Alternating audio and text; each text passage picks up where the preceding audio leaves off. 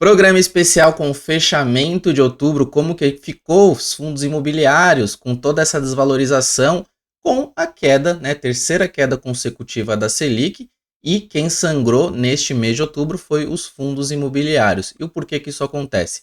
Além disso, vamos falar também de tributação, ampliação da tributação dos fundos imobiliários, né, e qual o impacto disso, em quais e qual o PL, né, de impacto desses fundos. Vem comigo entender tudo o que aconteceu e próximos passos para os FIIs no seu programa. Então, Herbert, roda logo essa vinheta e vamos para o seu FIIs e Finanças.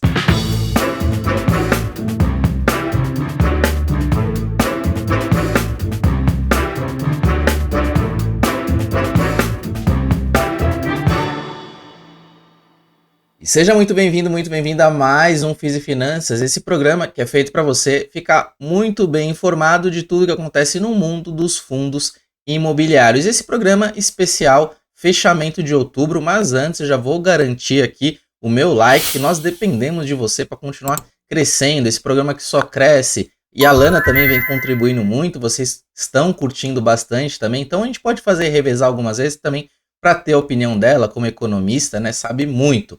Muito obrigado, Lana, por me representar aí no último programa. E não fique sozinho, você que curte muito o FIIs e Finanças, manda esse vídeo aí pro seu amigo, pro seu melhor amiga, para ele também ficar muito bem informado. E sem mais delongas, outubro foi o pior mês do ano para os fundos imobiliários. A gente observou uma queda de quase 2%, 1,97%. Interrompeu uma sequência de 6 meses consecutivos de alta, é a maior sequência aí dos últimos 4 anos. E com tudo isso que nós observamos, eu vou contar, né, o motivo, né, dessa queda abrupta, né, nesse mês de outubro, foi impactado mais também pelo cenário, claro, o cenário doméstico, mas se a gente pegar, né, os 3 primeiros meses do ano, que teve 3 quedas consecutivas de 1,6, 0,5 e 1,7, tivemos, né, em outubro uma queda de aproximadamente 2, mas vínhamos em várias sequências de alta. Sim, setembro foi uma alta bem modesta de 0,2, quase de lado, mas vínhamos nessa boa sequência. E olhando a performance acumulada no ano, ainda estamos muito bem. Se os fundos imobiliários acumulam uma alta de quase 10%. Então, olhando para as perspectivas já para terminar o ano de 2023, se tudo ocorrer, né, como os conformes, como as coisas vêm andando, devemos ter sim um IFIX positivo fechando em 2023, apesar desse ano bastante conturbado, né? E se a gente pegar comparação com o Ibov, por exemplo, está com uma valorização de 5%. Então o IFIX vem valorizando aí o dobro do Ibov. Claro, perde para o IFIX, que está em torno de 11%. Eu costumo brincar que o CDI está em 11%, ele é o maratonista de 4 pulmões, é difícil de vencer o CDI, que tem 11%. Então, a gente tem, você pode ver aí na tela o retorno acumulado tanto do CDI, o Ibov e do IFIX. E falando já, né, dos motivos, essa queda ocorre no cenário de instabilidade macroeconômico, né? Juros americanos lá fora vão se manter por mais tempo mais alto, né, do que havia esperado, e esse patamar elevado, né, tem essa fuga de capital dos países que são, né, em desenvolvimento, e também temos crise de guerra lá fora, no Oriente Médio, e nesse mês específico tivemos aí a pá de cal com o presidente, né, presidente Lula falando sobre não cumprir a meta, né, para zerar o déficit, né, déficit primário, em conjunto, né, claro, com outros projetos que aumentam as despesas. Isso vai demandar ainda muitas notícias aí, vai popular o noticiário, né, de político até o final do ano com essa questão do risco fiscal. Já aqui ainda, né, nesse cenário brasileiro, a gente teve uma estabilização das curvas longas de juros, que eu trago aqui quase todos os programas da nossa querida NTN-B de longo prazo, a nossa curva, né, de taxa longa, que ela baliza, né, o risco, né, do carrego, né, dos títulos públicos, que está entre 5,6 e 5,8, né? Também houve essa ruim estabilização em patamar bem alto, aí no mesmo patamar ali de maio de 2023, quando a gente tinha já observado um fechamento. Então essa curva ela vem se estabilizando em patamar ainda mais alto. A gente sabe que lá perto de 5% as coisas costumam ser mais favoráveis para a renda variável. E mesmo nesse cenário, se a gente for observar de juros altos, o dividend yield dos FIIs de tijolos, né, tirando os fundos de papel, está em média de 9%, 9,2%. Portanto, se a gente observar essa NTNB que está em 5,7%, a gente ainda tem um spread positivo para o carrego de fundos imobiliários na ordem de 3,5%. Já falando, né, sobre Selic, né, que caiu, todo mundo sabe que caiu a Selic, né, pela terceira vez consecutiva, mas a perspectiva é de finalizar ainda no mesmo patamar. Não teve nenhuma surpresa e não deve ter nenhuma surpresa. Devemos terminar o ano com a Selic em 11,75, pelo menos com mais um corte. Já no IPCA, pelo menos com mais 2 cortes. Já sobre o IPCA, a gente tem a terceira, né, revisão para baixo e a expectativa do mercado é de terminar em 4,63%, né, para o IPCA. Já sobre PIB, a gente também teve uma segunda redução para 2023. A gente estava esperando terminar ali próximo dos 2,90, agora já está 2,89, finalizar o PIB. Perspectivas para 2024 do Focus que foram ajustadas foi o IPCA, foi um pouco para cima, em 3,90, terminar 2024. E a Selic também aumentou a expectativa da Selic para 2024 para 9,25, ante 9, né, que era o esperado. Além desse anúncio, né, do terceiro corte, e surpresa de 0 pessoas, e essa sinalização que ainda vai cair para 11,75, não altera os fundamentos dos FIIs. Então, você que está com esse pensamento de longo prazo, não vai mudar a cada canetada, a cada 45 dias, você tem que se preocupar. O que vai mudar um pouco, e o que a gente tem observado, é que os fundos de papel estão pagando muito menos, né, do que comparado a alguns meses atrás.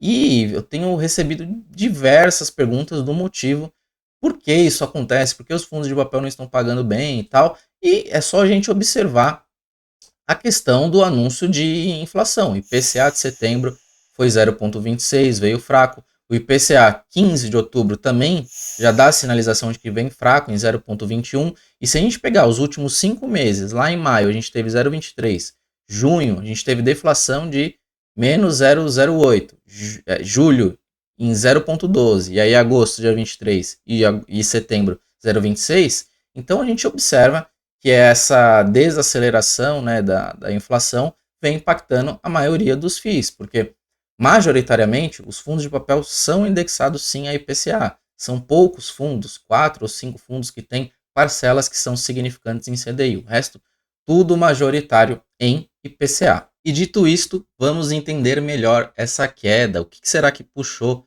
essa queda de menos 1,97 do IFIX? Quando a gente olha os principais segmentos que impactaram o IFIX, a gente observa que foram os fundos de tijolo, puxado majoritariamente pelas lajes corporativas, que caiu em média 6,36. Então quem tem FII aí de laje sofreu, na média viu a carteira aí sangrar. Os híbridos, os fundos de fundos também na ordem aí de quase 4%, né, de 3,6 a 3,8 caindo também. E em antepenúltimo, né, lugar foram os galpões logísticos, também tijolo, caindo aí 2%. Shopping center foi o tijolo que menos caiu, com 0,73%, e a papelada só caiu, né, 0,5%, 0,43%.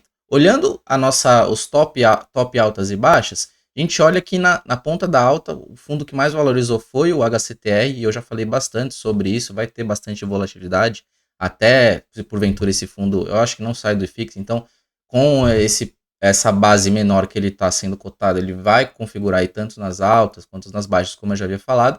Em segundo lugar, o HTMX, o HTMX11, fundo de hotel, que vem com umas distribuições bem fortes, por isso que ele vem com valorização expressiva, tá? Cotado aí mais de 15% acima do valor patrimonial. E em terceiro lugar, o terceiro fundo de papel também, o VSLH11, que tem essas questões de polêmicas que foram incluídos dentro da carteira, né? A questão dos devedores ali, que está bem complicada. E já na ponta da baixa, fundo que puxou aí a maior baixa aí do mês foi o XPPR11 caindo 11,25, seguido por IEC 11 também, 11,14.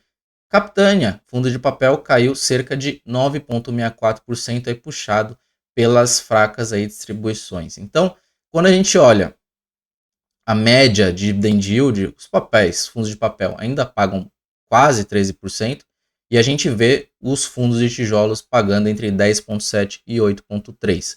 8,3 de laje corporativa, pela questão aí das questões de ocupação, né? São fundos que têm ativos em localizações mais secundárias, né? A gente não tem nenhum fundo que tenha localização totalmente premium, né? Tirando, claro, o PVBI, mas também o PVBI tem uma questão de um ativo de localização que não é totalmente premium, mas os fundos aí na média pagando 8,3. Já Shopping Center 8,6 e colado com ele Galpão Logístico pagando 9 e os FOFs pagando 10% na média ao ano. Quando a gente olha o PVP, a média do IFIX está em 0,94, laje corporativa, claro, com o maior desconto aí de todos, 0,72 em média, e varejo com o único ativo aí que está precificado acima aí do VP em 1,03, os fundos de papel em 0,94 na média do IFIX e os shopping centers que já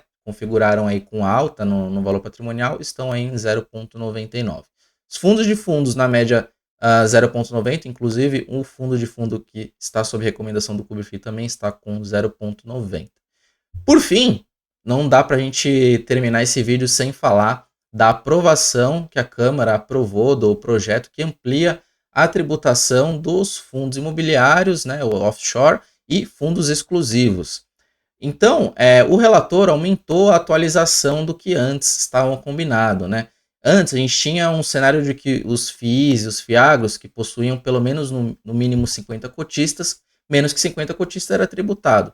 Isso chegou a ser cogitado para 500 cotistas, houve ali, depois reduziu para 300 e agora foi acordado que os FIIs devem possuir no mínimo 100 cotistas para não serem tributados.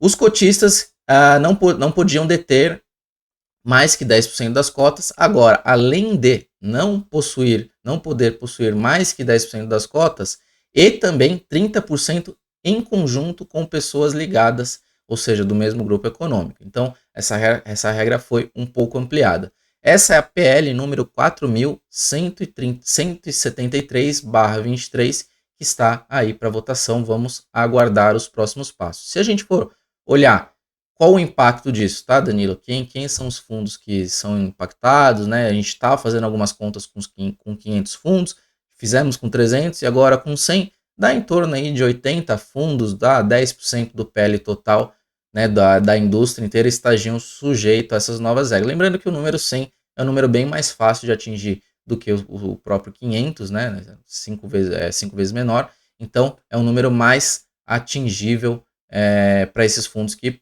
vão ter aí um tempo bem razoável aí para se adequar. E essas discussões para 2024 seguem acontecendo em Brasília e vai impactar sim o mercado de renda variável. Essas questões de tributação sempre estão no nosso radar também. Então acompanhem aqui o FIS e Finanças que nós vamos trazer para você todas as atualizações. Vamos ficando por aqui. Deixa aqui nos comentários perguntas, eu vou começar a responder também a partir já do vídeo seguinte, no vídeo passado não teve tantas perguntas, então a partir do próximo vídeo, se você tiver pergunta, deixa aqui. Não esqueça de curtir, veja se você curtiu o vídeo e até a próxima. Um grande abraço, tchau, tchau.